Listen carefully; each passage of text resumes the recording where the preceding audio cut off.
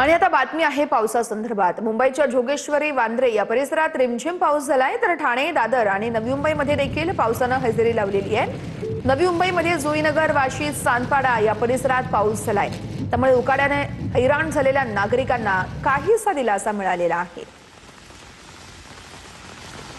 गेल्या 2 महिन्यांपासून मुंबईकरांना असह्य उकाड्याला सामोरं जावं लागत आहे आणि आज मध्यरात्री मुंबईमध्ये ठिकठिकाणी मान्सूनपूर्व पावसानं जे आहे ती हजेरी लावली होती आणि त्यानंतर आता आपण पाहतोय की दादर, सायन, कुर्ला परिसरामध्ये मान्सूनपूर्व पावसानं जे आहे ते मुंबईमध्ये काही भागांमध्ये हजेरी लावलेली आहे आणि आज मुंबईमध्ये पावसाच्या हलक्या तर मुंबईसह पालघरला आज पावसाचा येलो अलर्ट देण्यात आलेला आहे। पुढील 3 तासांसाठी हवामान खात्याकडून येलो अलर्ट जारी करण्यात आलेला आहे। काही ठिकाणी विजांच्या कडकडाटासह हलक्या पावसाची शक्यता वर्तवण्यात आली आहे। वातावरणामध्ये गारवा निर्माण झाल्याने उकाड्यापासून नागरिकांना दिलासा मिळालेला आहे।